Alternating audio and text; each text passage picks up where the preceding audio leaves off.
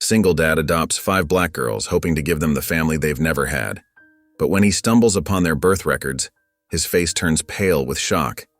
There's a name he wasn't meant to see, a name tied to a dark past and chilling secrets. Who is this woman haunting their lives, and why does she claim the girls still belong to her? Before we get into the story, comment below where in the world you are watching from today. Ethan sat in his dimly lit living room, the silence pressing in around him like a heavy blanket. In his hands, he held 2 photographs, one of Grace, her smile radiant and full of life, and beside it, the grainy black and white sonogram image of their unborn child. His thumb traced the edge of Grace's photo, remembering how her eyes used to crinkle at the corners when she laughed. A knock at the door startled him from his thoughts. Mrs. Ellison, his elderly neighbor, stood on his porch with a plate of cookies. "Thought you might need these," she said warmly, stepping inside when he gestured her in. Her eyes landed on the photos in his hands, and her expression softened. "You know, Ethan, I was at the community center yesterday volunteering at an adoption fair. There are so many wonderful children looking for homes." Ethan shook his head. "I appreciate the thought, Mrs. Ellison, but I'm not ready for that." After she left, her words lingered in his mind. The house felt emptier than ever. 2 weeks later, Ethan found himself standing awkwardly at the entrance of the adoption fair. Cheerful banners hung from the walls, and the sound of children's laughter filled the air. He felt out of place among the smiling couples and excited kids. "First time here?" a gentle voice asked. A woman with kind eyes extended her hand. "I'm Ms. Daniels, one of the social workers." "Ethan Carter," he replied, shaking her hand. "And yes, very first time."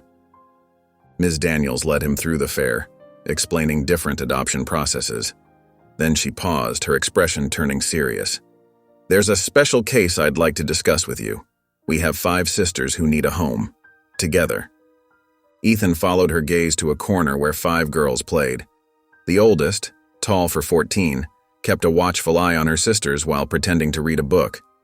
Next to her, a 12-year-old sketched in a notebook, occasionally smiling at the toddler beside her. A quiet 10-year-old sat slightly apart, while a 5-year-old bounced around them all. "That's Ava, the oldest," Ms. Daniels explained. Then Melody with the sketchbook, Olivia by herself, Harper running around, and little Rose with the teddy bear. Something about their dynamic caught Ethan's attention. The way Ava positioned herself between her sisters and the rest of the room. The gentle way Melody helped Rose hold her crayon. The protective unit they formed. Ms. Daniels arranged a brief meeting. The girls sat politely, but their eyes held caution. Ava's gaze was direct, challenging. "Why would you want all of us?" she asked bluntly. The question hit Ethan hard. He looked at each sister, Ava's protective stance, Melody's quiet strength, Olivia's hidden pain, Harper's nervous energy, and Rose's innocent trust in her older sisters. "Because you belong together," he answered simply. Later, as he signed the initial paperwork, Ms. Daniels warned him about potential challenges. "They've been through multiple separations. There will be trust issues, possibly trauma responses." Ethan watched the girls leave the room, walking in their tight formation. For the first time since Grace's death, he felt a spark of purpose. The decision might seem impulsive to others, but in his heart, he knew it was right. The morning sun barely peeked through the kitchen windows when chaos erupted in Ethan's house. Harper stood in the middle of the kitchen, her face red with frustration as she stomped her feet. "I don't want these shoes," she wailed, tears streaming down her cheeks. "They're wrong." At the kitchen table, Rose pushed her bowl of cereal away, lips pressed together in stubborn refusal. Ethan darted between them, trying to manage both situations while keeping an eye on the toast in the toaster. "Harper, sweetie, those are the shoes we picked out together," he said, his voice strained with forced patience. The smell of burning bread filled the air. "Oh no, no, no." Black smoke curled from the toaster. Ethan rushed to unplug it, nearly colliding with Melody as she entered the kitchen. The burnt toast popped up, completely inedible. "Olivia needs her lunch," Ava announced from the doorway, her arms crossed. Ethan's stomach dropped. The lunchbox. He'd forgotten to pack it the night before. "I'll make something quick," he promised, but his hands shook as he opened the refrigerator. The morning continued to spiral. By the time everyone was ready to leave, Ethan's shirt was wrinkled, his hair disheveled, and his nerves frayed. The girls moved around him like cautious satellites, accepting his help only when absolutely necessary. Later that afternoon, Mrs. Ellison appeared at his door with a plate of cookies, just as she had weeks before. Her eyes took in the scattered backpacks and shoes in the entryway. "Quite a morning from what I could hear," she said gently, following him into the kitchen. Ethan ran a hand through his hair. "That obvious, huh?" Mrs. Ellison settled into a kitchen chair. "You know, I noticed something when the girls were getting into the car this morning, the way they flinched when that truck backfired down the street. And little Harper, she looked terrified, not just startled." "They've been through a lot in foster care," Ethan said dismissively, though something in his chest tightened at her words. "Perhaps," Mrs. Ellison said carefully. "But there's fear in their eyes, Ethan. The kind that runs deeper than just adjusting to a new home." That evening, Ethan took Harper and Rose to the nearby park, hoping some fresh air would help. The playground was nearly empty, perfect for letting the girls explore. But when a large dog barked from behind the fence across the street, Harper froze. Her small body began to tremble and she pressed herself against Ethan's leg. "I want to go home," she whispered, her voice quivering. "Please, can we go home?" Ethan knelt beside her, but she wouldn't look at him. His attempts to comfort her fell flat, her body rigid with tension until they returned home. That night, Ethan gathered the girls' favorite storybooks. Who wants to hear a story before bed? Only Rose approached, clutching her teddy bear. The other girls disappeared upstairs, their footsteps quick and quiet. Rose climbed onto the couch, keeping a careful distance between herself and Ethan as he began to read. Later, as he walked past the girls' rooms doing final bed checks, he heard Ava's voice, soft but clear. "We're safe here, for now." Exhausted, Ethan made his way downstairs and sank into the couch. The day's events weighed heavily on his shoulders. His eyes drifted shut, his last conscious thought a determination to do better tomorrow. The old house creaked and settled in the quiet of night, its familiar sounds mixing with the soft whispers drifting from the girls' shared bedroom.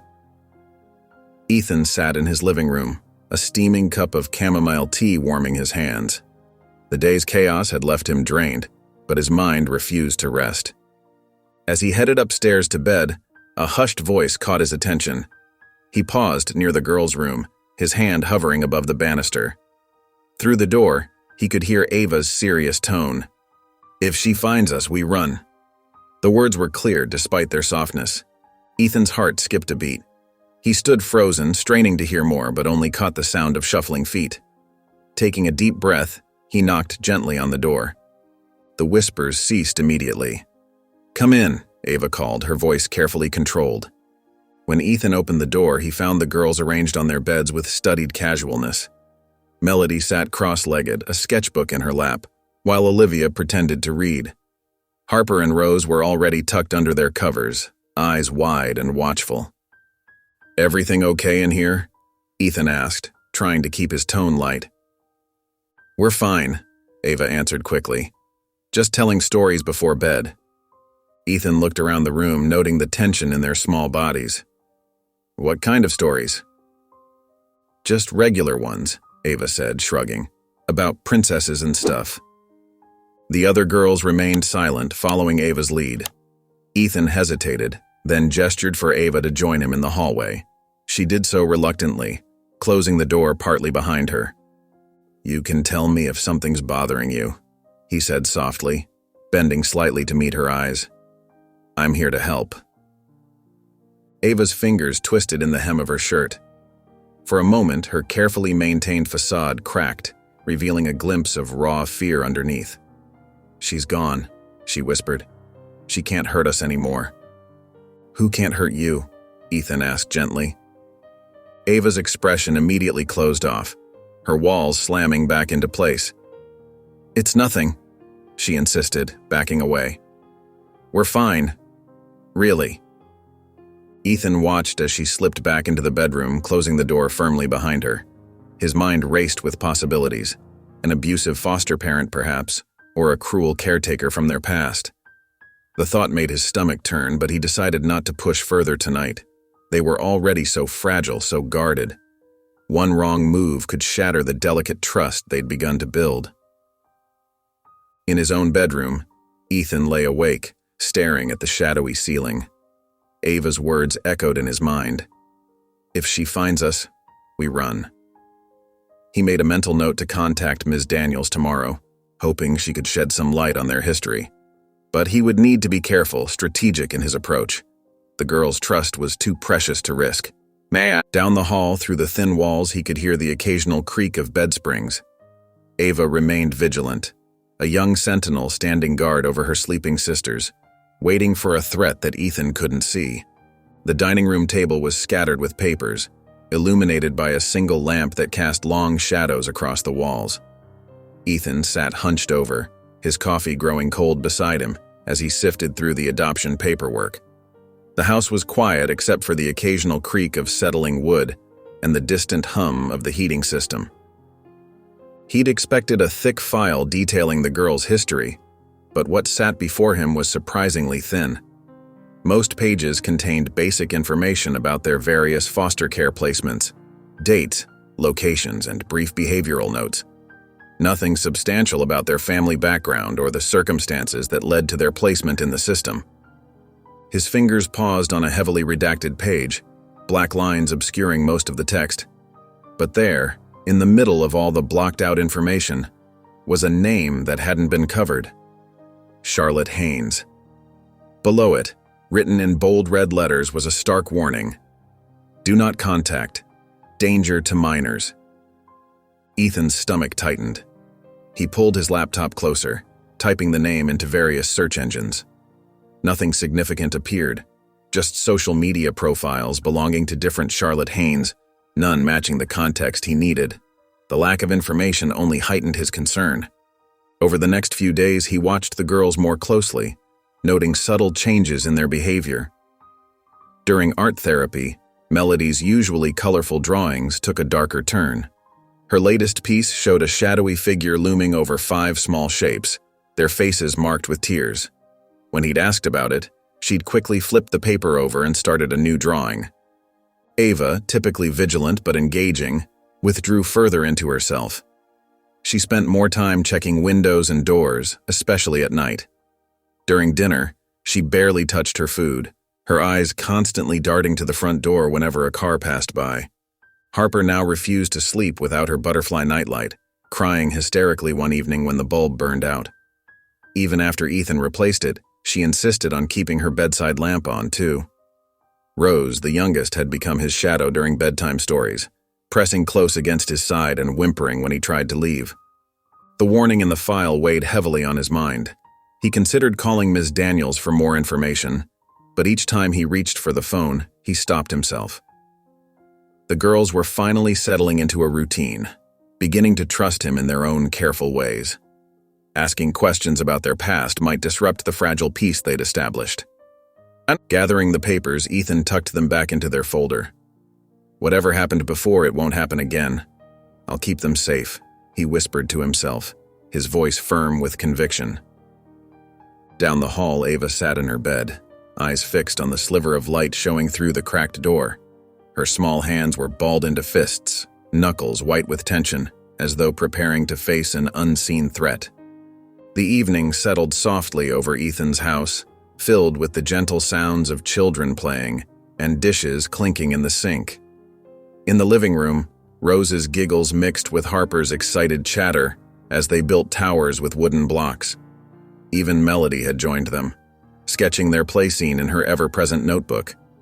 The domestic peace felt precious, but delicate, like a soap bubble that could burst at the slightest touch.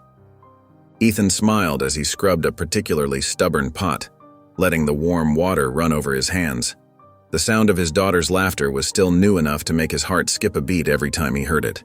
He dried his hands and gathered the trash bag, heading outside to the bins. The cool evening air brushed against his face as he stepped into the backyard. He was halfway to the trash cans when movement caught his eye. The garden gate swung lazily in the breeze. Ethan froze, his grip tightening on the garbage bag. He distinctly remembered securing that gate earlier, checking it twice as had become his habit since the girls arrived. Over the next few days, small disturbances began piling up like autumn leaves. Tuesday morning, Ethan found muddy footprints by the back door. They were smaller than his own, but larger than any of the girls' shoes.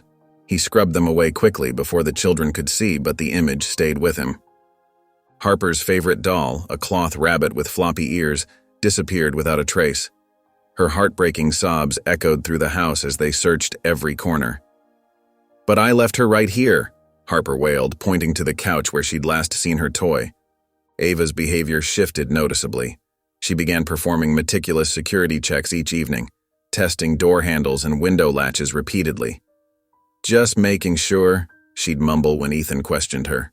She wouldn't let her younger sisters play in the backyard unless she was there to watch, her dark eyes constantly scanning the fence line. The tension spread through the household like a slow-moving current. Melody retreated further into her art, filling page after page with increasingly detailed drawings. She barely spoke during meals, her usual quiet nature deepening into something more concerning. Olivia developed a sudden aversion to the backyard. "I don't like how it feels out there," she whispered when Ethan tried to coax her outside for some fresh air. She pressed herself against the kitchen wall, arms wrapped tightly around her middle. Harper had taken to carrying Ethan's old firefighter jacket everywhere, clutching it like a security blanket. The heavy material dragged behind her as she walked, but she refused to let go, even during meals. That night, as Ethan tucked each girl into bed, he repeated the same promise. "You're safe here. I won't let anything happen to you." The words felt hollow in his mouth as he watched Ava slip out of bed the moment he turned away, beginning her nightly ritual of checking the locks. Downstairs, Ethan found himself doing the same, testing each door handle, ensuring each window was secured. He did it once, twice, 3 times before stopping at the back door. Through the glass, the yard lay dark and still, but something about the shadows made him uneasy. He stood there, watching, as the night pressed against the windows like a living thing. The morning sun streamed through the kitchen windows as Ethan mixed pancake batter with extra enthusiasm. He had planned this day carefully, determined to help the girls feel more at home. With a dramatic flourish, he flipped a pancake high into the air, deliberately missing the catch. "Oops," he exclaimed as it landed with a splat on the counter. Rose's tiny giggle broke through the morning quiet, her teddy bear clutched tightly to her chest. "Mr. Bear wants his pancake extra crispy," Ethan said, making a show of burning one slightly. Rose's giggles grew louder, though Ava and Olivia watched from the doorway with skeptical expressions. As the morning progressed, Ethan spent time with each girl individually. In the living room, he sat behind Melody on the couch, carefully brushing her thick curls while she sketched in her notebook. Her usual tension slowly melted away as he hummed softly, working through each tangle with gentle patience. With Olivia, he settled into the reading nook they'd created in the corner of the family room. She selected her favorite book, and though she kept some distance between them, her voice grew stronger as she read aloud, occasionally glancing at Ethan for approval. At the park, Harper and Rose transformed into little adventurers. Ethan spotted them as they climbed the jungle gym, his hands ready to catch them if they slipped. Harper's initial hesitation faded as she realized Ethan wouldn't let her fall. And the real breakthrough came in the afternoon when the kitchen faucet started leaking. Ethan pulled out his toolbox, and Ava lingered nearby, watching with poorly concealed interest. "Want to help?" he asked, holding out a wrench. Ava's eyes widened with surprise, then narrowed with consideration before she stepped forward. Together, they fixed the leak, and Ethan caught the ghost of a smile on her face as the water flowed smoothly again. Later, Melody approached Ethan shyly, holding out one of her drawings. On the paper, she had sketched their family as superheroes, each sister with a special power, and Ethan wearing a cape that looked suspiciously like his old firefighter jacket. The sweetest moment came at bedtime. After tucking Harper in with a new doll, a soft puppy with floppy ears, she mumbled sleepily, "Night, Dad." Ethan's heart swelled as he kissed her forehead, trying to hide how much that simple word affected him. The evening settled into peaceful quiet. Rose dozed in Ethan's lap on the couch, her small body completely relaxed. Harper curled up next to them, her new puppy doll snuggled under her chin. From upstairs came the soft murmur of the older girls talking in their room, their voices carrying a warmth that hadn't been there before. Despite the lingering concerns about the strange occurrences around the house, Ethan allowed himself to enjoy this moment of connection with his daughters. He looked down at Rose's peaceful face and gently stroked her hair, savoring the trust she showed by falling asleep in his arms. The living room was quiet except for the soft murmur of the TV and the gentle hum of crickets outside. Ethan sat in his favorite armchair, absently flipping through channels while sipping his chamomile tea. The house had finally settled into its nighttime rhythm, with all 5 girls tucked safely in their beds upstairs. Rising to perform his nightly security check, Ethan approached the front door. As he reached for the deadbolt, something caught his eye through the window. A white corner poking out of the mailbox, visible in the porch light's glow. His brow furrowed. Mail didn't come this late. Setting his tea down, Ethan opened the front door and retrieved the unmarked envelope.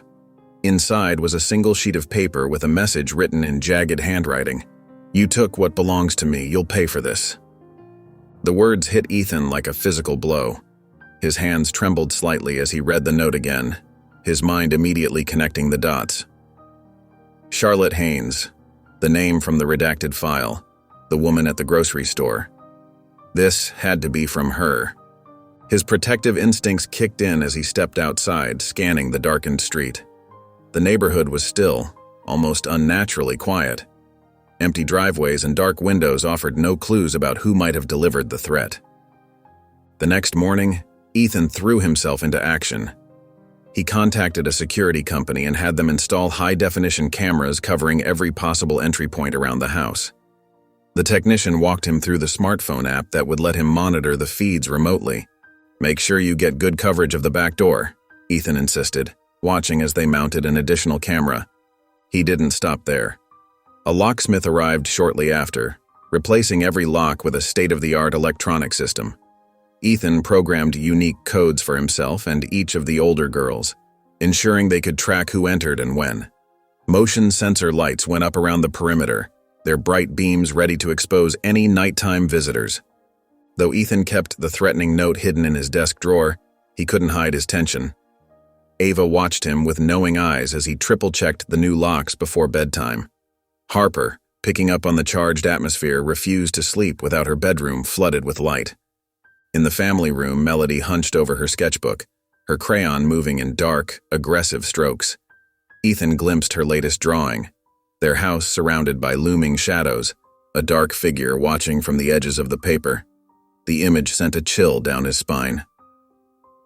At his desk that night, Ethan pulled up the security camera feeds on his laptop. Each screen showed a different angle of his property, now lit by the newly installed lights. He methodically checked each view, looking for any sign of movement or disturbance. Rising from his chair, Ethan made one final round of the house, testing each lock.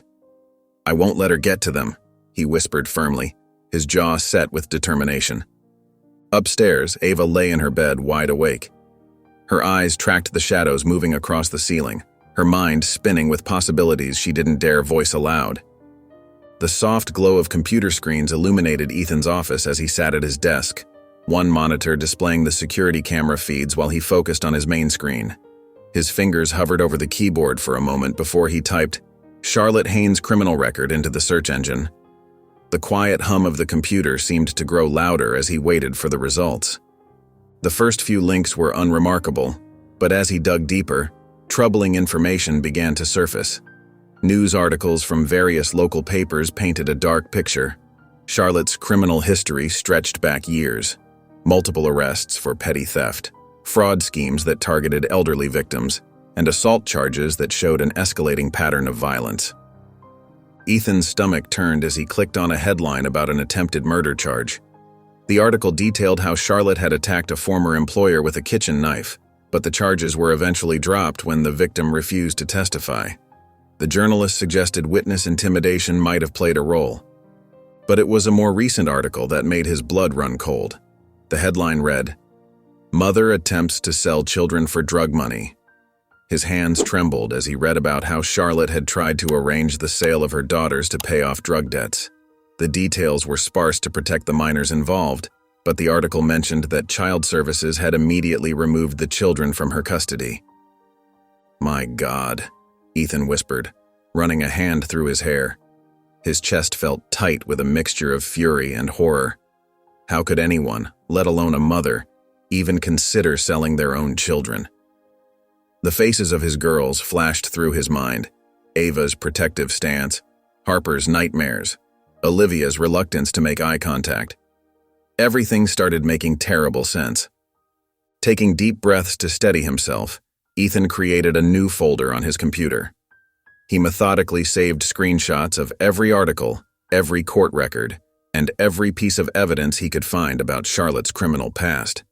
The collection grew quickly, a digital testament to years of violence and manipulation. As he worked, Ethan's thoughts turned to Ava. Her cryptic comments and constant vigilance suggested she remembered more than she let on. The weight of what she must have experienced, what all the girls must have lived through, pressed heavily on his heart. He knew he would need to talk to her, to understand the full extent of what they were dealing with. He opened a Word document and began typing notes, organizing the timeline of Charlotte's crimes. The pattern was clear. Her actions had grown increasingly violent and desperate over the years. The attempted sale of her daughters seemed to be her breaking point, the moment when authorities finally intervened.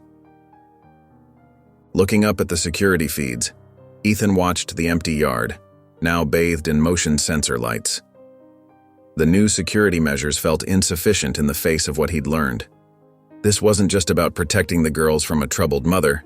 This was about keeping them safe from someone capable of unthinkable acts. His gaze drifted to the framed photo on his desk, all 5 girls at the park, their smiles still tentative but genuine. He reached out and touched the glass, his jaw set with determination. "I'll make sure she never gets near you again," he muttered, his voice firm with resolve despite the unease settling in his stomach. The living room was quiet except for the gentle hum of the heating system. Ethan sat on the couch, watching as Ava fidgeted with the hem of her sweater. The younger girls were already tucked in bed, their soft breathing audible through the hallway. "Ava," Ethan said gently, "could you stay for a minute? I'd like to talk to you about something." Ava's shoulders tensed immediately. She crossed her arms over her chest and remained standing, her eyes fixed on the carpet. "What about?" "I found some information about your mother, Charlotte," Ethan said carefully, keeping his voice steady. "I think it's important we talk about what happened before." Ava's face paled. She took a small step backward as if preparing to run. "There's nothing to talk about." "You're safe here," Ethan assured her. "Nothing you say will change that. You don't have to be afraid anymore." Silence stretched between them for a long moment. Finally, Ava sank into the armchair across from Ethan, her arms still wrapped tightly around herself. "What do you want to know?" "Whatever you feel comfortable telling me," Ethan said. "I found articles about things she did, but I want to understand what you and your sisters went through." Ava's lower lip trembled. She would get mad a lot, really mad. Sometimes she wouldn't feed us for days because she said we were too expensive. Her voice dropped to a whisper. When she was really angry, she would hit us, mostly me because I wouldn't let her get to the others. Ethan's stomach clenched, but he kept his expression neutral, not wanting to frighten Ava into silence. "She'd threaten to kill us if we told anyone," Ava continued, her words coming faster now. "She said no one would believe us anyway. When she tried to sell us, I thought she was just saying scary things again. But then these men came to the house." Tears began rolling down Ava's cheeks. "I grabbed everyone and locked us in the bathroom. Rose was crying so loud, but I covered her mouth. I was so scared they would hear us." Ethan's hands gripped his knees, his knuckles white with the effort of containing his rage at Charlotte. The thought of these children huddled in a bathroom, terrified of their own mother, made him feel physically ill. "You protected them," he said softly. "You were so brave, Ava." "I had to be," she whispered. "I'm the oldest. It's my job to keep them safe." "That should never have been your job," Ethan said, his voice thick with emotion. You were just a child yourself. Ava wiped her eyes with her sleeve. Sometimes she would come home really late, all weird and angry. Those were the worst nights. I would push the dresser in front of our door and tell everyone stories until she passed out. Ethan moved slowly to kneel in front of Ava's chair, making sure to give her space. You'll never have to face her again. I swear on my life. Ava nodded, but her eyes remained filled with worry, decades of broken promises reflected in their depths. The morning sun filtered through the kitchen windows, but its warmth did little to lift the heavy atmosphere around the breakfast table. Harper pressed against Ava's side, her cereal growing soggy in its bowl. Rose clutched her teddy bear with one hand, using the other to listlessly push scrambled eggs around her plate. Melody and Olivia sat quietly, their shoulders hunched as if carrying invisible weights. Ethan watched them from his spot at the table, his coffee growing cold. The silence felt thick, uncomfortable. Girls, what's wrong? No one spoke at first. Then Harper buried her face deeper into Ava's sleeve. I had the bad dream again, she whispered. About Mom? Ethan asked gently. Ava nodded, her protective arm tightening around Harper. We're all having them. About her finding us, taking us away. Something bad is coming, Melody said softly, her eyes fixed on her untouched toast. I can feel it. Ethan pushed back his chair and stood up. Come with me. I want to show you something. He led them to his office where the security camera feeds displayed on a monitor. See these? They're watching every door, every window, every corner of our yard. He pointed to each camera view in turn. Nothing gets past them. Moving to the front door, he demonstrated the new locks. These are special. They can't be picked or broken. And look. He opened his phone, showing them the security app. I can check everything, even when I'm not home. Rose clutched her teddy bear tighter. But what if she tricks them? She won't, Ethan assured her, kneeling to her level. I promise you're safe here. But his words seemed to float in the air, unable to penetrate the fear that had wrapped itself around the girls. That evening, Harper wet her bed for the first time in weeks, her face crumpling with shame as Ethan helped her change the sheets. Olivia, usually quiet but present, retreated further into herself. At dinner, she didn't even respond when Rose offered to share her dessert, something that normally would have earned at least a small smile. In the living room, Melody hunched over her sketchbook. Her colored pencils lay unused as she worked with just a black pen, creating images that made Ethan's heart ache. Dark figures loomed over stick figures in cages. Shadowy hands reached through bars. When bedtime came, Ethan sat beside each bed watching as the girls slowly drifted off. Rose finally let her teddy bear's death grip loosen as sleep took her. Harper twitched restlessly, but Ethan's gentle back rubs helped her settle. Melody and Olivia lay perfectly still, their eyes closed but their bodies tense. Ava was the last to fall asleep, her eyes fighting to stay open until exhaustion won out. Ethan remained in the doorway, watching their sleeping forms. He glanced at his phone, checking the security feed one more time. I'll stop her, he whispered to himself. Whatever it takes. The living room was quiet except for the soft rustling of pages as Ethan flipped through his book. The girls had been asleep for an hour, and he was trying to unwind after another tense day. His phone sat beside him, displaying the live feed from the security cameras he'd installed around the house.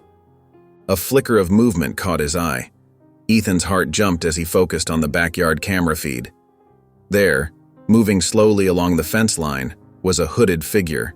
The person paused, turning toward the house before melting into the shadows. With trembling fingers, Ethan dialed 911. Someone's in my backyard, he whispered urgently. Please hurry. I have 5 children in the house. The police arrived within minutes, their flashlights sweeping across the yard. 2 officers conducted a thorough search, while another spoke with Ethan. We don't see any signs of forced entry, the officer said, his tone dismissive. Keep your cameras running and call us if you see anything else. Over the next few days, Ethan's anxiety grew. His phone would ring at odd hours, 2 a.m., 4 a.m., filling the quiet house with harsh static. Each time he answered, there was only silence on the other end. Then came the messages on his car. The first appeared after he dropped the girls at school, crude letters scratched into the paint. "You'll regret it." The next day, "They're mine." Ava noticed the change in him. She started following him around at night as he checked the locks, her own fingers testing each one 3 times. "Something's wrong," she said quietly. "I can feel it." The police remained unhelpful. "Mr. Carter," one officer said, "we understand you're protective of your new family, but we can't investigate every shadow or prank call." That night, Ethan sat in darkness, a baseball bat propped against his chair. His phone buzzed again with another static-filled call. He stared at the security feed, unable to shake the feeling of eyes watching from the darkness. In his garage the next morning, Ethan ran his fingers over the scratches on his car. His phone buzzed again with static, but he let it ring out. Frustration and fear finally pushed him to action. He pulled up the number that had been sending threatening messages and typed, "I know what you want. Let's meet and talk, face to face." The response came quickly. "Tomorrow, midnight. The old factory on Jefferson Street." Ethan's hands shook as he read the message. Meeting Charlotte alone could be dangerous, probably was dangerous, but he had to protect his daughters. He spent the afternoon making quiet preparations, sending a vague text to Ms. Bennett about the harassment and leaving emergency instructions with Mrs. Ellison. Looking at the message one final time, Ethan whispered, "If this is what it takes to protect them, so be it." He locked his phone and headed to bed, though he knew sleep would be impossible. The abandoned factory loomed before Ethan, its broken windows like dark eyes staring down at him. Moonlight filtered through gaps in the rusted metal roof, casting long shadows across the concrete floor. His footsteps echoed as he entered, phone clutched tightly in his hand, thumb hovering over the emergency dial button. A figure emerged from the shadows and Ethan's breath caught in his throat. As she stepped into a shaft of moonlight, his world tilted sideways. Recognition hit him like a physical blow. Charlotte Haynes, the quiet girl from his high school class, the one who sat in the back corner, head down, trying to make herself invisible. Memories flooded back, cruel laughter echoing through hallways, spiteful whispers about her clothes, her background, her race. His own voice joining in, adding to the chorus of torment. He remembered now, the way she'd flinch when people passed her desk, how she'd eat lunch alone in the library. There had been rumors about her home life, whispered conversations about neglect and abuse. He'd heard them all and done nothing. Worse than nothing, he'd been part of the problem. The guilt crashed over him in waves as he stared at her face, seeing both the scared teenager she'd been and the dangerous woman she'd become. His role in her suffering, however small, felt massive now. His legs went weak, and he stumbled back a step. Charlotte's eyes blazed with a mixture of fury and triumph. "Didn't expect to see me again, did you?" Her voice dripped with venom, years of pain and rage concentrated into those few words. Ethan opened his mouth, but only a stammered apology emerged. The weight of his past actions pressed down on him until he couldn't breathe. Unable to face her or the consequences of his teenage cruelty, he turned and fled. The drive home passed in a blur, his knuckles white on the steering wheel. Every memory of his high school days now felt tainted, viewed through the lens of his complicity in Charlotte's suffering. As he pulled into his driveway, he whispered hoarsely, "What have I done?" The courtroom fell silent as Ava took the stand, her small frame nearly disappearing in the large witness chair. She wore her best blue dress, the one Ethan had bought her for special occasions, and her hands twisted nervously in her lap. From his seat, Ethan gave her an encouraging nod, his heart aching with pride and worry. "Can you tell us about living with your mother?" Ms. Bennett asked gently. Ava's voice started soft but grew stronger as she spoke. She would get angry a lot. Sometimes she wouldn't feed us for days. If we cried because we were hungry, she'd hit us. Her words came faster now, like a dam breaking. She burned Olivia with cigarettes when she asked for food. She'd lock us in closets if we made noise. The judge leaned forward, his expression grave. How often did these things happen? Almost every day, Ava replied, her voice steady despite the tears in her eyes. I tried to protect my sisters. I'd take the beatings instead of them when I could. Charlotte glared from her seat, her fingernails digging into the table before her, but Ava refused to look away, her chin lifted in quiet defiance. Charlotte's lawyer stood, adjusting his tie. Isn't it true that Mr. Carter told you what to say today? He asked, his tone condescending. That he coached you on these stories? No, Ava said firmly. These aren't stories, they're what happened to us, I remember everything. But you've been living with Mr. Carter for some time now, the lawyer pressed. Isn't it possible he's influenced your memories? Made you think things were worse than they really were? Objection, Ms. Bennett called. Badgering the witness. Sustained, the judge responded. Move on, counselor. When Ava finally stepped down from the stand, she ran straight to Ethan, burying her face in his shirt as he hugged her tight. You were amazing, he whispered, his voice thick with emotion. The weight of the trial hung heavy in the air as they waited for what would come next. The aroma of pepperoni pizza filled Ethan's house as laughter echoed through the rooms. The girls sat around the coffee table, their faces glowing with joy and relief. Rose had sauce smeared across her cheeks, while Harper giggled at Melody's attempt to fold an enormous slice.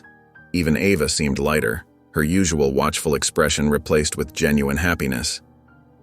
Can we have ice cream too? Harper asked, bouncing on her cushion. Of course we can, Ethan replied, his heart warming at their excitement. Later that night, after tucking the girls into bed, Ethan sat alone in the dimly lit living room. The victory's sweetness had faded, replaced by a gnawing guilt that wouldn't let him rest. Images of high school flooded his mind. Charlotte sitting alone at lunch, enduring taunts and cruel jokes. He remembered laughing along, turning away when others tormented her. The weight of his passive participation in her suffering pressed heavily on his chest. The next morning, Ethan found himself on Mrs. Ellison's porch, seeking guidance from his elderly neighbor. She listened patiently as he poured out his regrets over coffee. Those girls need you focused on them, Mrs. Ellison said gently, stirring her coffee. But helping Charlotte find treatment might bring peace to everyone involved. Sometimes healing one person can heal many. Ethan nodded slowly, considering her words. I can't change the past, he said, but maybe I can help shape a better future. The girls deserve a mother who's healthy, even if she's not in their lives right now. That's very wise, Mrs. Ellison smiled. Just remember, your first responsibility is to those 5 precious girls. Back home, Ethan watched the girls playing in the backyard through the kitchen window. Their laughter drifted in on the breeze as he pulled out his phone and began researching treatment facilities. His fingers hovered over the keypad before he whispered to himself, If I can help her, maybe I can finally make things right. With determination, he picked up the phone to start making calls about treatment options for Charlotte. The director's office at Riverside Mental Health Center was warm and inviting, with soft, natural light filtering through large windows. Dr. Sarah Martinez, a woman in her 50s with kind eyes and a confident demeanor, listened intently as Ethan explained Charlotte's history. She experienced severe trauma and bullying in her youth, Ethan said, his voice heavy with regret. I was part of that problem, though I didn't realize the impact at the time, the abuse she later inflicted on her daughters. I believe it's all connected. Dr. Martinez nodded, making notes in her leather-bound notebook. We specialize in cases like Charlotte's. Our approach combines trauma therapy with behavioral modification. We'll create a safe environment where she can confront her past without feeling threatened. When Charlotte arrived at the facility, her reaction was explosive. She screamed accusations at the staff and refused to cooperate with intake procedures. The trained personnel remained calm, giving her space while maintaining firm boundaries. You can't keep me here, she shouted, pacing her room like a caged animal. I don't need help. Over the following weeks, Charlotte's resistance began to crack under the gentle but persistent care of her treatment team. During group therapy sessions, she started sharing fragments of her childhood. The neglectful parents, the constant ridicule at school, the crushing loneliness. "I thought I was protecting them," she whispered during one session, referring to her daughters.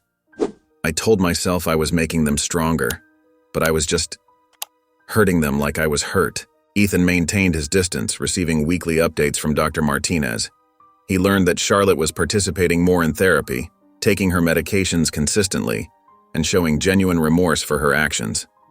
"She's making progress," Dr. Martinez told him during one of their check-in calls. "It's not linear. There are good days and bad days, but we're seeing real change." The staff worked patiently with Charlotte, helping her develop healthy coping mechanisms and understanding the cycle of abuse she had perpetuated. They encouraged her to write letters to her daughters, not to send, but to process her feelings and acknowledge her mistakes. One morning, 3 months into Charlotte's treatment, Ethan received an especially encouraging update. Charlotte had voluntarily joined a trauma survivors group and was actively participating in their discussions. More significantly, she had expressed genuine regret about her treatment of the girls without attempting to justify her actions. As Ethan hung up the phone, he felt a small weight lift from his shoulders. Though he knew Charlotte's recovery would be a long journey, he believed he had made the right choice in helping her find treatment. It wouldn't erase the past, but it was a step toward healing for everyone involved. The afternoon sun cast long shadows through the hospital window where Charlotte sat, her hands folded neatly in her lap. 2 years had passed since her admission, marked by a calendar adorned with cheerful flower illustrations on the wall. The ward was peaceful, a stark contrast to the turbulent emotions that had brought her here. When Ethan walked in carrying a small bouquet of daisies and carnations, Charlotte's face brightened with genuine warmth. Gone were the angry lines around her mouth, replaced by the gentle signs of healing and growth. "The garden shop was having a sale," Ethan said, placing the flowers in a vase on her bedside table. "I thought they might brighten up the room." Charlotte touched one of the soft petals. "They're beautiful. How are the girls?" Ethan settled into the chair beside her.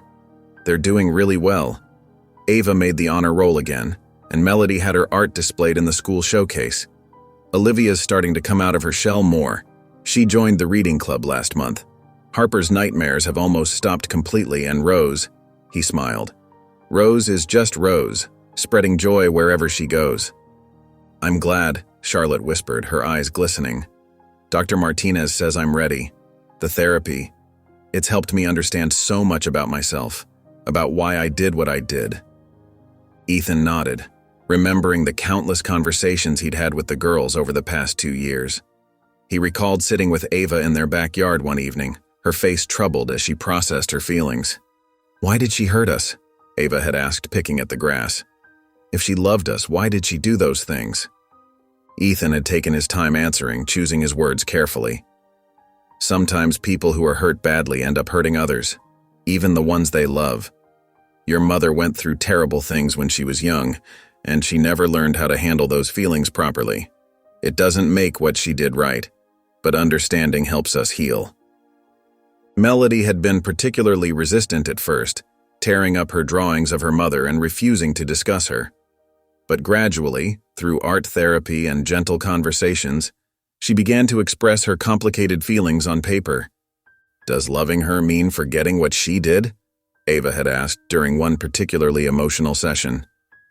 "No, sweetheart," Ethan had replied, pulling her close.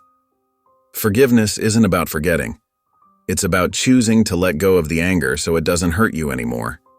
It's one of the bravest things you can do." Now sitting with Charlotte in the quiet hospital room, Ethan could see the results of everyone's hard work, the therapy, the conversations, the tears, and the gradual steps toward healing. "The girls," he said softly, "they're ready to see you when you're released." Charlotte's hands trembled as she brought them to her face, tears streaming down her cheeks. "Thank you, Ethan," she whispered, her voice thick with emotion. The hospital hallway hummed with quiet energy as Ethan led the 5 girls through the sliding doors. Each daughter clutched a small gift wrapped in colorful paper, drawings from Melody, a handmade bracelet from Ava, poems from Olivia, and carefully picked flowers from Harper and Rose. The lobby's antiseptic smell mixed with the fresh spring air drifting in from outside. Ava, now 16, straightened her shoulders and glanced at her sisters. Melody, 14, fidgeted with the corner of her wrapped artwork. Olivia, 12, stood close to Harper, who had grown into a confident 7-year-old. 5-year-old Rose bounced on her toes, her teddy bear tucked under one arm. When Charlotte emerged from the ward doors, she looked different from the angry woman they'd known before. Her face had softened, and her eyes held a gentle warmth instead of their former hardness. She wore a simple blue dress, her hair neat and natural. At the sight of her family, she stopped, her hands rising to cover her mouth as tears welled in her eyes. The girls hesitated, looking between their mother and each other. Rose tugged at Ethan's sleeve, uncertain. He knelt beside her and whispered, "It's okay, sweetheart. Go say hello to your mom." Rose took a tentative step forward, then another.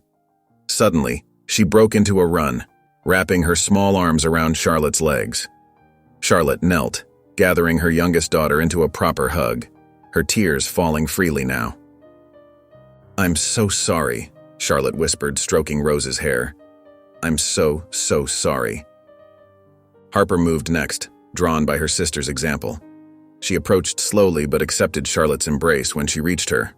Olivia followed, then Melody, each girl stepping into their mother's arms with a mixture of caution and hope.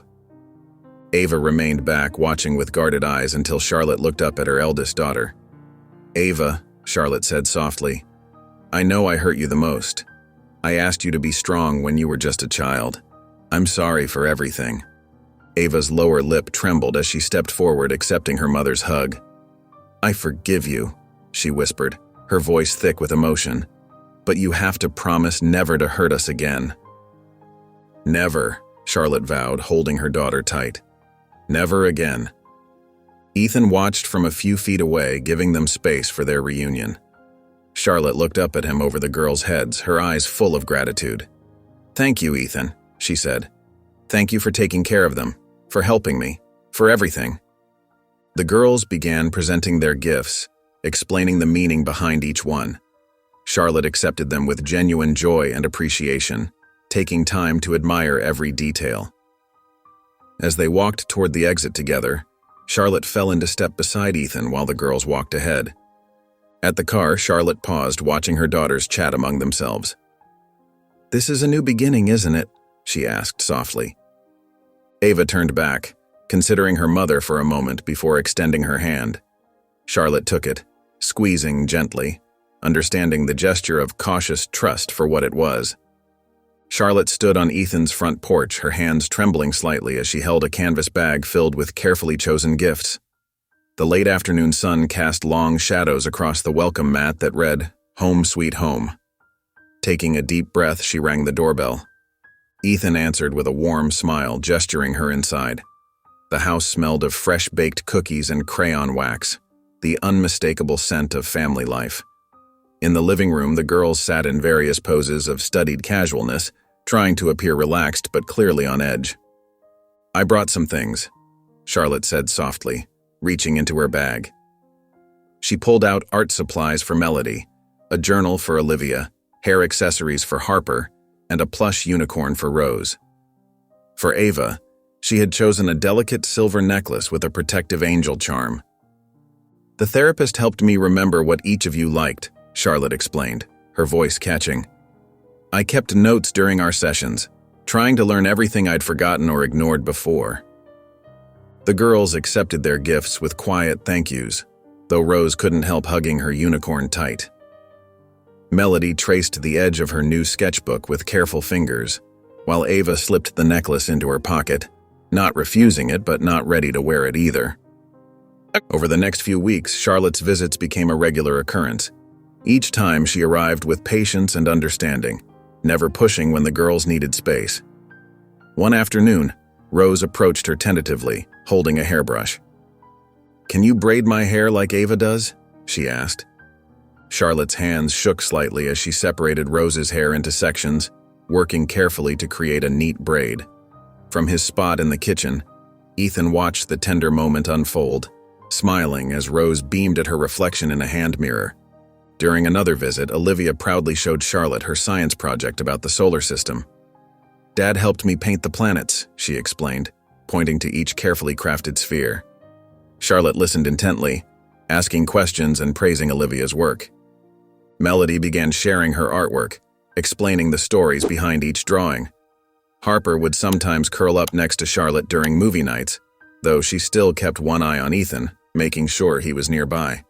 At a family dinner, the kitchen buzzed with conversation and the clinking of plates. Rose giggled at Harper's impression of her teacher, while Melody described her latest art class project.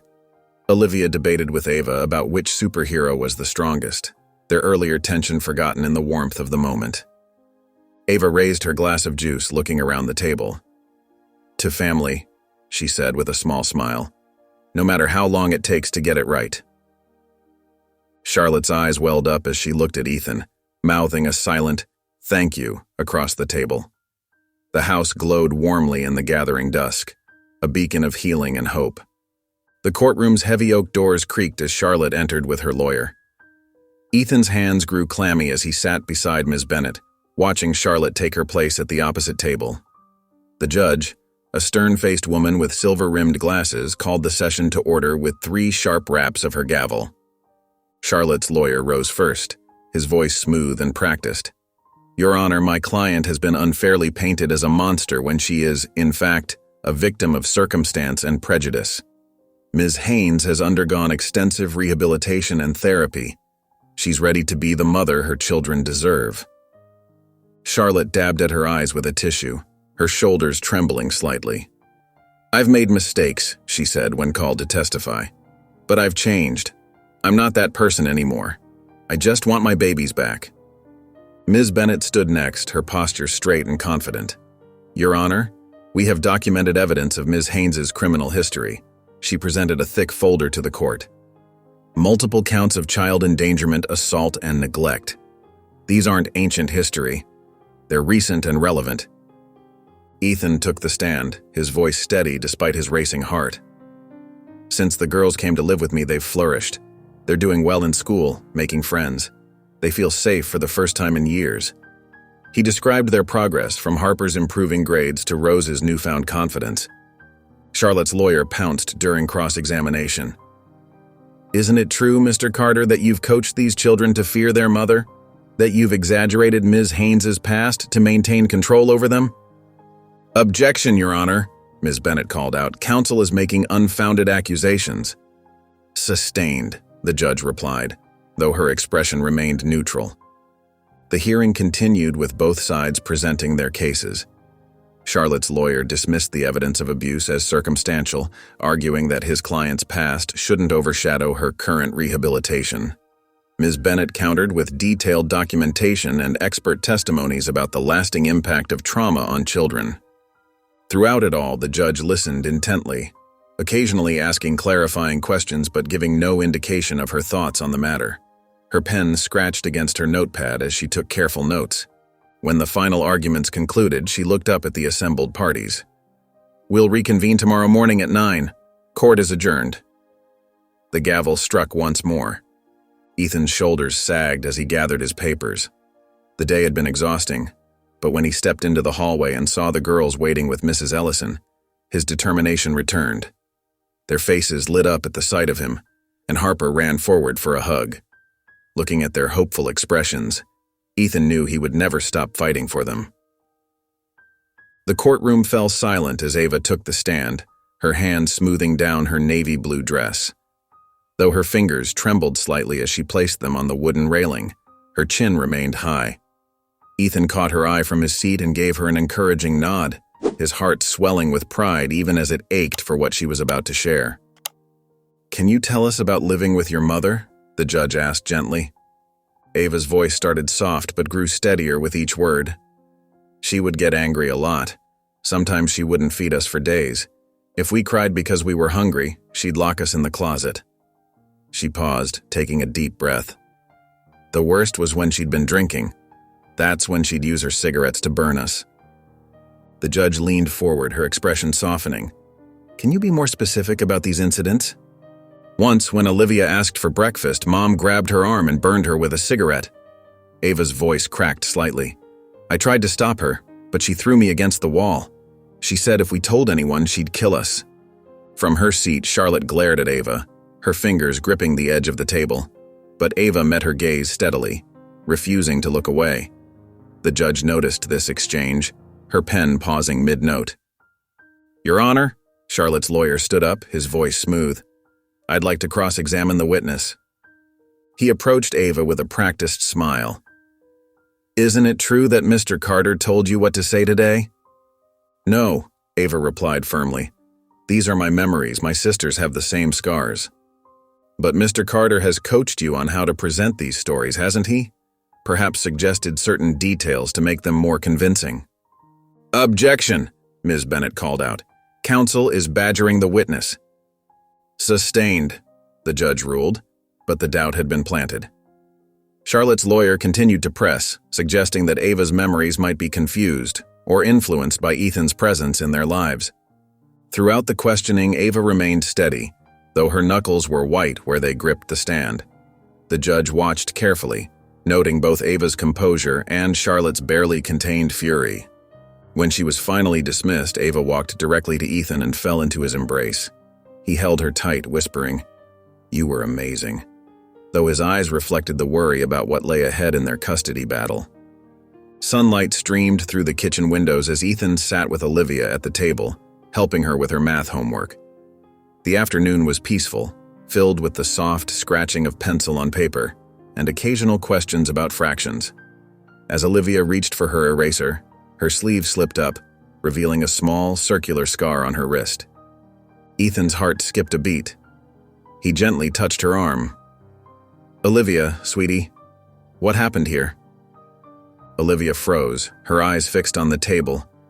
Her lower lip trembled as she pulled her sleeve back down. After a long moment, she whispered, "Mom did it. I was really hungry, and I asked her for food." Her voice shook.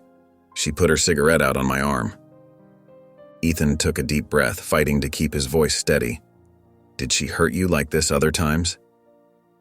Olivia nodded slowly, tears forming in her eyes. "Girls?" Ethan called out to the others. "Could you come here for a minute?"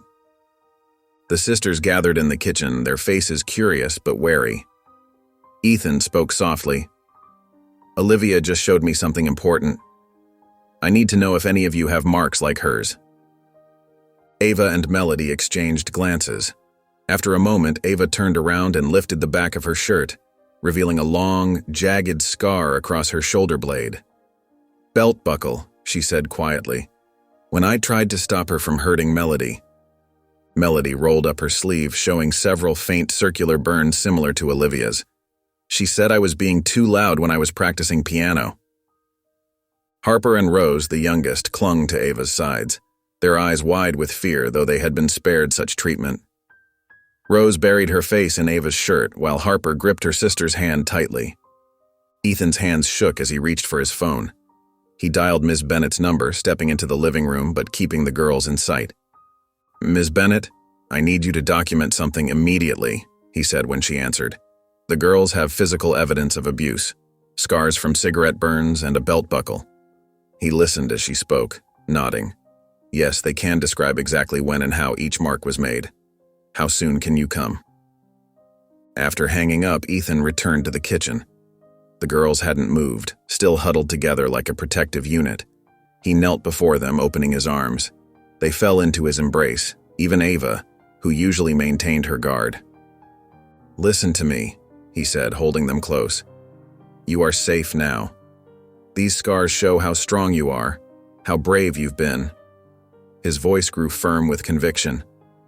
"I promise you, Charlotte will never hurt you again." The evening light cast warm shadows through the dining room windows as Ethan and the girls sat around the table enjoying spaghetti and meatballs. Harper giggled as Rose tried to twirl pasta on her fork, sauce dotting her chin. The doorbell's sudden ring startled them all. Ethan wiped his mouth with a napkin and headed to the door. Opening it, he found a woman in her early 40s standing on the porch, her hands clasped nervously in front of her. "Hi, I'm Sabrina Keys," she said softly. "I used to be Charlotte's neighbor." Before Ethan could respond, excited squeals erupted behind him. The girls rushed past, nearly knocking him over as they surrounded Sabrina with hugs. "Miss Sabrina!" Melody cried, wrapping her arms around the woman's waist. Tears welled in Sabrina's eyes as she embraced each girl. "Look how big you've all gotten," she whispered, her voice thick with emotion. Once they moved inside, Sabrina explained to Ethan how she used to watch the girls whenever Charlotte disappeared for days at a time. Her face fell as she continued. "I should have done more. I saw the bruises, heard the screaming." She twisted her hands in her lap. "But Charlotte threatened to hurt my own children if I ever reported her."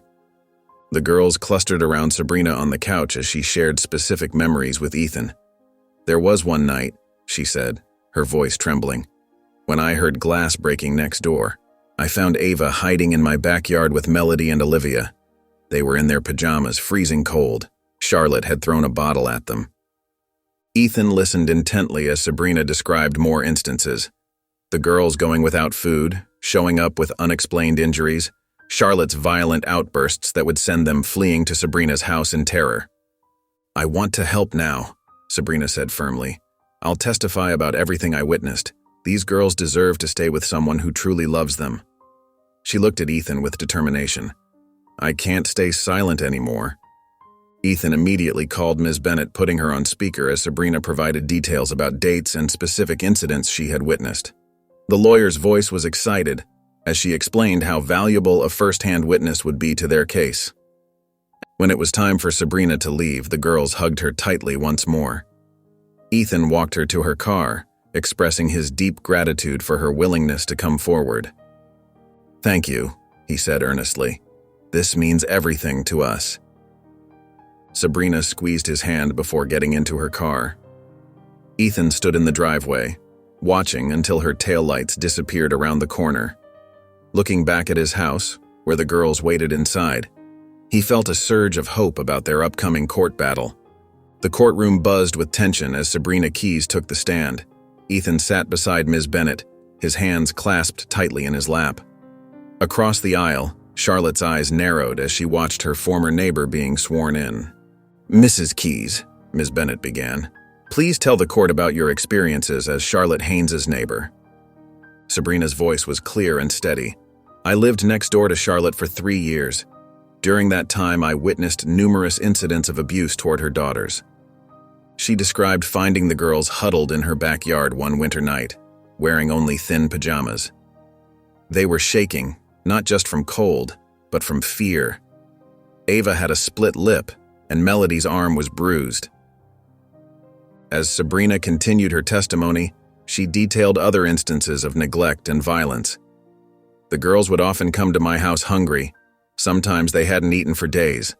I'd feed them whatever I could, but Charlotte would become furious if she found out." The judge listened intently as Sabrina described Charlotte's erratic behavior. She would scream at them for the smallest things, spilling water, making too much noise. Once I saw her drag Olivia by the hair because she was walking too slowly. When it was time for the girls to present their evidence, they approached the stand one by one. Ava went first, rolling up her sleeve to reveal the cigarette burns. Her voice trembled but remained strong as she explained how each mark was made. Melody showed the long scar on her back from a belt buckle. Olivia pointed to the circular burns on her wrist. Even Harper, though she had fewer physical scars, described nights spent hiding in closets from their mother's rage. Finally, Tiny Rose stepped forward, clutching her teddy bear. Her small voice barely carried across the courtroom as she whispered, "She was mean." The judge's composed expression cracked for a moment at the simple, honest words. After reviewing all the evidence, the judge sat straight in her chair. "Based on the testimony and evidence presented, I find Charlotte Haynes unfit for custody. The children will remain in the full custody of Ethan Carter." She turned a stern gaze toward Charlotte. "Furthermore, I am issuing a permanent order requiring you to stay away from these children. Any violation will result in immediate legal consequences." Charlotte's face contorted with fury, but she remained silent as the judge continued listing the terms of the order. Outside the courthouse, the girls surrounded Ethan in a tight group hug, tears streaming down their faces. Sabrina stood nearby, a gentle smile on her face as she watched the family embrace. "Thank you," Ethan said to her one last time, his voice thick with emotion. "For everything." The aroma of pepperoni pizza filled Ethan's living room as 5 excited voices chattered over each other. Rose bounced on the couch, her teddy bear clutched tightly as she reached for another slice. Harper giggled at Melody's attempt to eat a particularly stringy piece while Olivia quietly smiled at her sister's antics. "Can we have ice cream too, Dad?" Harper asked, her eyes bright with hope. Ethan couldn't resist their joy. "Of course we can. This is a special celebration after all." Ava, who had been relatively quiet, suddenly wrapped her arms around Ethan's waist. "Thank you," she whispered, "for everything." As the evening wore on and the girls finally went to bed, exhausted from their celebration, Ethan sat alone in the dimly lit living room. The house was quiet now, but his mind was anything but peaceful. Memories from high school flooded back. Charlotte sitting alone at lunch, the whispered jokes, the times he'd laughed along with others when they mocked her. He remembered one particular incident when someone had knocked Charlotte's books out of her hands and he'd just walked past pretending not to see. The shame of that moment felt as fresh now as it had been then. The next morning, Ethan found himself at Mrs. Ellison's kitchen table, nursing a cup of coffee. The elderly neighbor listened patiently as he poured out his guilt. "I was part of the problem," he confessed. "Maybe if someone had shown her kindness back then." Mrs. Ellison stirred her tea thoughtfully. "The past is the past, Ethan. You can't change what happened, but you can choose what happens next." "The girls are my priority," Ethan said firmly. "Of course they are," Mrs. Ellison agreed. "But helping Charlotte heal might bring peace to everyone involved, including you." Ethan rubbed his temples. "I don't even know where to start." "Start by making it right," Mrs. Ellison suggested gently. "There are excellent treatment facilities that could help her work through her trauma." Back home, Ethan sat at his desk, the girls' laughter drifting in from the backyard where they were playing. He looked at their happy faces through the window, then down at his phone. Taking a deep breath, he whispered to himself, "If I can help her, maybe I can finally make things right." He picked up the phone to research treatment facilities.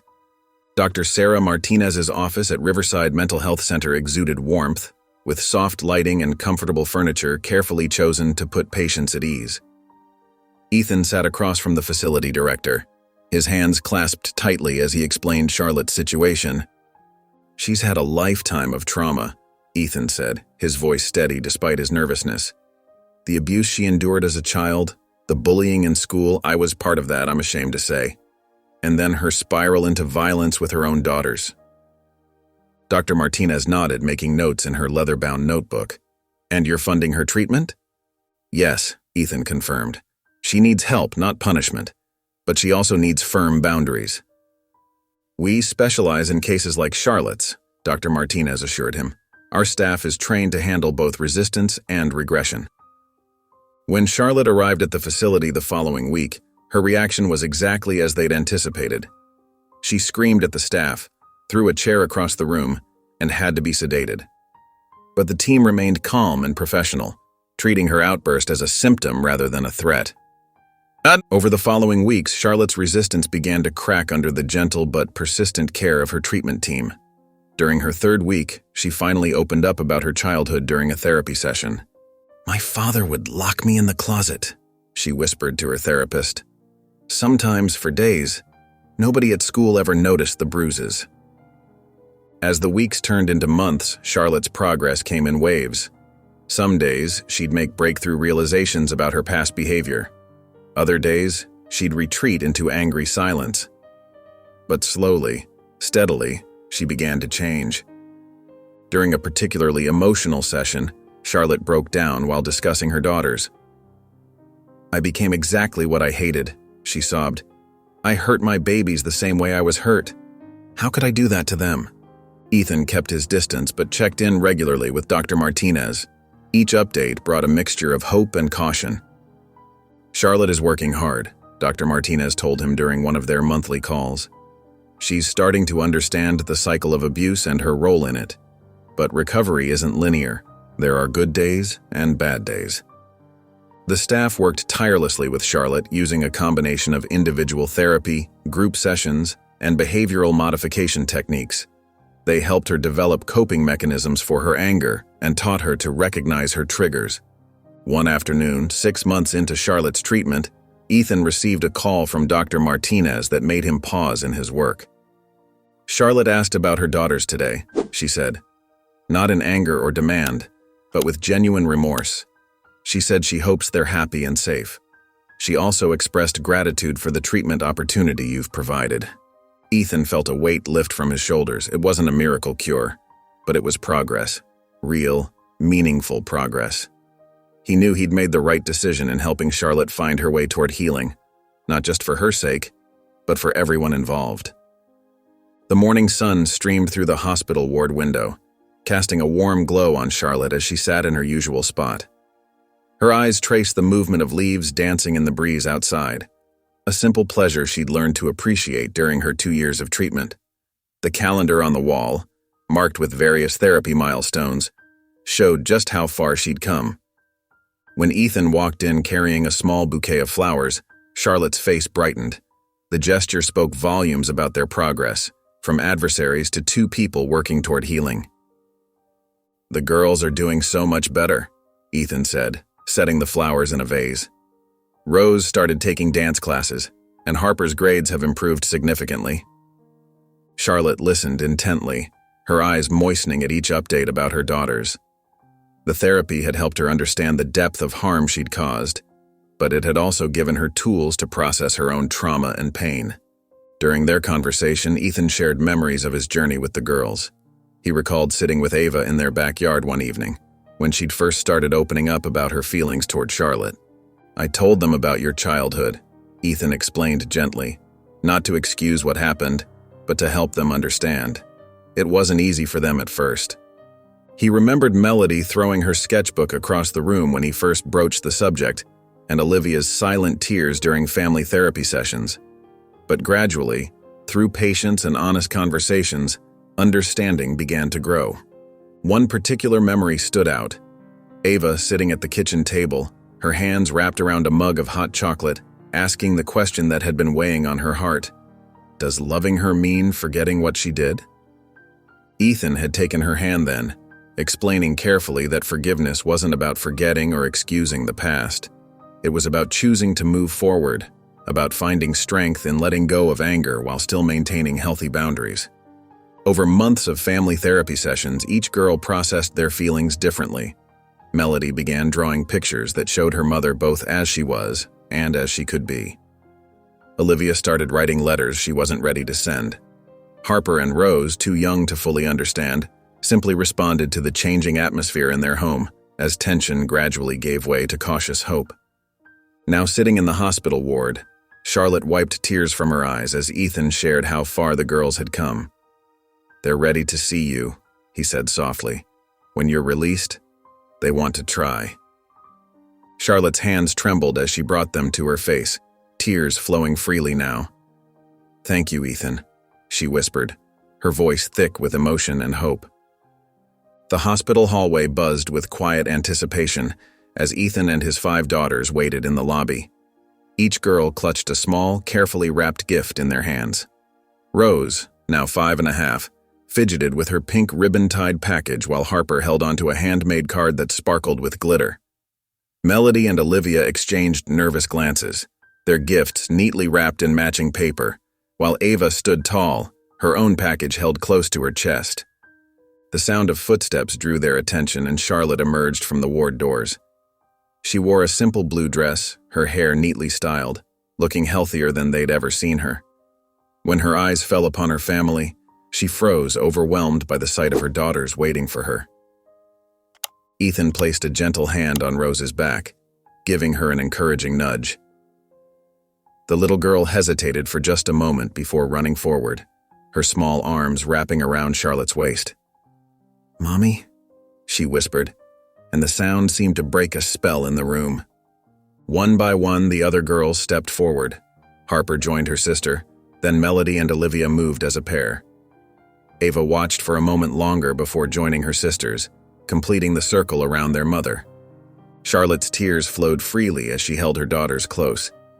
"I'm so sorry," she said, her voice thick with emotion. I'm so sorry for everything I did, for all the pain I caused." She looked at each girl in turn, her eyes full of love and remorse. "We forgive you, Mom," Melody said softly, though her hand still gripped Olivia's for support. From a respectful distance, Ethan watched the reunion unfold. He saw the careful way Ava held herself, protective even in forgiveness, and the pure joy on Rose's face. Harper pressed her glittery card into Charlotte's hands, beaming with pride. Charlotte turned to Ethan, her eyes filled with gratitude. "Thank you," she said, "for taking care of them, for helping me, for everything." She paused, gathering her courage. "I hope I can still be part of their lives." Together, they walked through the hospital corridors and out into the bright morning sunshine. As they reached Ethan's car, Charlotte looked at her daughters, hope written across her face. "This is a new beginning, isn't it?" she asked softly. Ava stepped forward, extending her hand to her mother. Her nod was small but certain, and Charlotte took her hand with reverent care. The other girls began chattering about their plans for the day as they climbed into the car, their voices filling the air with a comfortable normalcy that felt both strange and wonderful. Charlotte stood on Ethan's front porch, clutching a canvas tote filled with carefully chosen gifts. Her hands trembled slightly as she rang the doorbell. When Ethan opened the door, his warm smile helped ease her nerves. Inside, the house radiated comfort and security. Family photos lined the walls, and children's artwork decorated the refrigerator. The girls sat in the living room, their postures stiff with uncertainty. Rose clutched her teddy bear while Harper fidgeted with the hem of her dress. "I brought something for each of you," Charlotte said softly, reaching into her bag. She handed out the wrapped packages: art supplies for Melody, a journal for Olivia, a science kit for Harper, a doll for Rose, and a beautiful leather-bound book for Ava. As the weeks passed, Charlotte's visits became a regular part of their routine. One Sunday afternoon, Rose approached her mother shyly. "Can you braid my hair like Melody's?" she asked. Charlotte's eyes lit up as she patted the space beside her on the couch. Melody and Olivia began sharing their school achievements with Charlotte.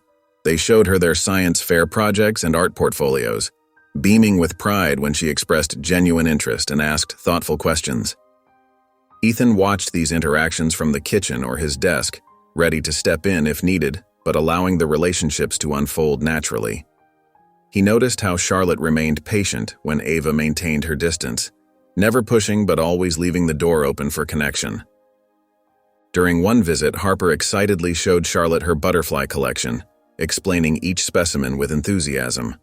Charlotte listened intently, asking questions that made Harper glow with happiness. From across the room, Ethan noticed Ava's expression softening as she watched her younger sister's joy. Months of consistent visits and genuine effort transformed the family dynamics. The initial tension dissolved into comfortable conversation and shared laughter. Charlotte never missed a scheduled visit, always arrived on time, and respected each girl's boundaries with careful attention. One evening, they gathered around Ethan's dining table, the air filled with the aroma of lasagna and garlic bread. The girls chatted about their day at school, their voices overlapping with excitement. Ava stood, raising her glass of milk. "To family," she said, her voice clear and strong, "no matter how long it takes to get it right." Charlotte's eyes welled with tears as she looked at Ethan, silently mouthing, "Thank you." Outside, the house glowed warmly in the gathering dusk, a beacon of healing and hope. If you enjoyed the story of Ethan, I handpicked this next story that you will enjoy. Please don't miss this one. Click here to watch it.